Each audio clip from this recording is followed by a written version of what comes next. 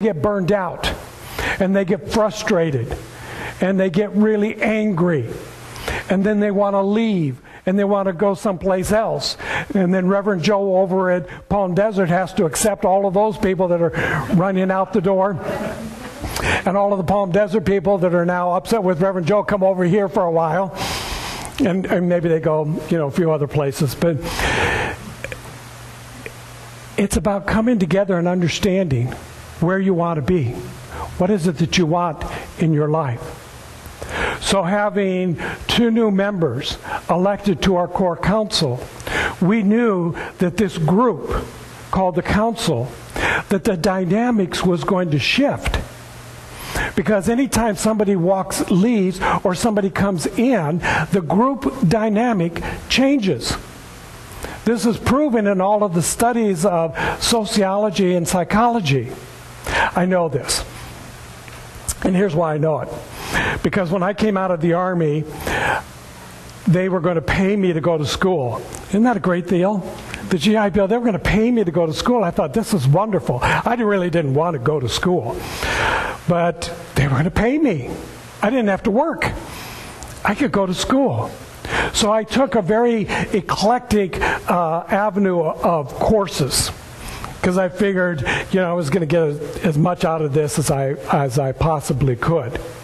So I ended up, because I'm a seeker. It's like, well, I'm going to try a little of this, I'm going to try a little of that, I'm going to see where these are going, where this goes. I have 2 double minors. And one set of minors is in sociology and psychology. And when you're in sociology and psychology, students are always the subject of whatever the master classes are doing in order to bring forth their theories and their studies. So you get a little extra grade if you participate in their studies. You're willing to come in and be the guinea pig or the subject or the victim or whatever they wanted to call it, and take all of these tests and do all of these things.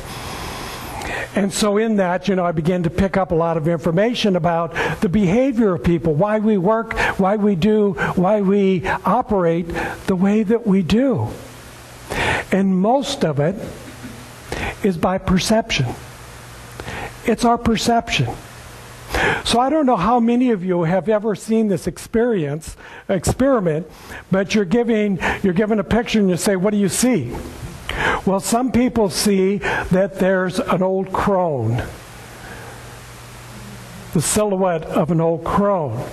And some others see there's this beautiful young model in the picture. It's all perception. And once you've been trained, once you've been informed that there's another figure within the picture of what you see, then you begin to see both of it. You get to see all of it. You get a bigger picture. There's another one that they present, and it shows out, and it says, so what do you see? Some people see a goblet, a chalice. And then they point out to you, well, and look again, because what you'll see is 2 faces profiling each other. And then all of a sudden you're seeing both of them. It's about perception. It's about training the mind to see the reality beyond what the form looks like. This is the essence of science of mind. The reality that we generally see in the world, in the physical form, is not the true reality of who we are and what life is all about. Does that shake you up? You mean that what I'm seeing here is not real? Well, in quantum physics, they would say this is really not solid. There's a great deal of space in between every molecule and atom that forms this, but because we have all come into agreement that this is solid, that is our perception. That's what we see. So when someone comes out and the talking heads on the little screen, or if you're like me, you've got a big screen, the talking heads want to tell you that we are in a disaster. Economically, the country and the world is absolutely falling apart. There is nothing that can be done to save it. That, everything is, going by the wayside. Grab what you can and go for it, because the next thing you know, there won't be enough for all of the people that are in the world. Woe is me. Because if I don't already have mine, it's too late. Do you know there is more money circulating in the world than in all of the centuries combined leading up to this?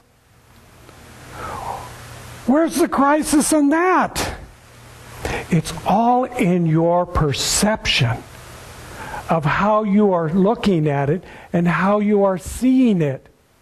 If you have a belief that there is a lack and a limitation, if you have a need that says, I have to be poor because someplace somebody told me that the poor are the ones that get to heaven, so I need to be poor.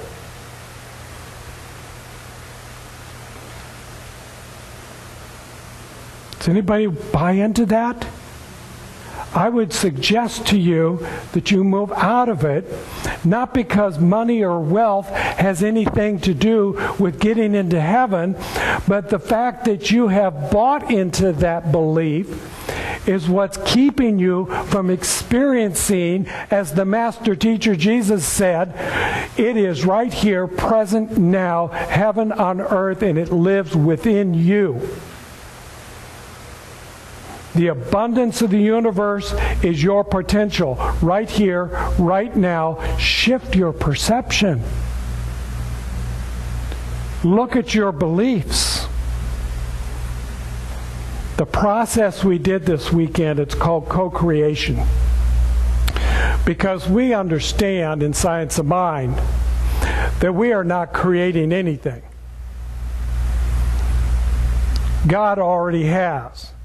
Everything that could possibly be thought of, created, made, revealed, discovered is already there in the mind of God. It already is. Whole, perfect, and complete. Unlimited, eternal, immortal, so not yet done. There's much more to do. You cannot limit God. You can deny that there is a God, but life keeps happening.